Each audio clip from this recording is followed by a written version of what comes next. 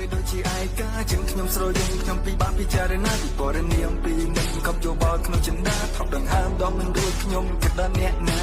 ដែលខ្ញុំស្រវឹងរៀបបង្ហូរទឹកនេតាពេលដែលខ្ញុំបានលឺខ្ញុំច្របល់ក្នុងអរ៉ារឿងដែលខ្ញុំមិនធ្លាប់គិតរឿងដ៏សែនអានិច្ចាមិនគឺជាទីស្រឡាញ់ឃ្លាតឆ្ងាយពីកាយាទាំងគឺជាមិនគឺជាស្នេហ៍ជាបេះដូងក្នុងគ្រួសារនៅពេលនេះមករុំនាងបាត់សម្លេងរបស់វាចាបាត់បង្អង់ការស្រមៃធ្លាប់សង្ឃឹមធ្លាប់ប្រាថ្នាបាត់វេលាដែលធ្លាប់ក្បែរសល់តែអនុស្សាវរីយ៍រួមធំមិនខ្ញុំមួយសំឡឹងស្នាមញញឹមមួយជាប់ក្នុងចិនឲ្យខ្ញុំនឹងនាងចង់ជួបនាងខ្ញុំនឹងនាងខ្ញុំនៅទីនេះស្រែកហៅរួមនាងឲ្យទ្រលំសង្ឃឹមថ្ងៃមួយនឹងអាចជួបតែជាសង្ឃឹមការស្រមៃ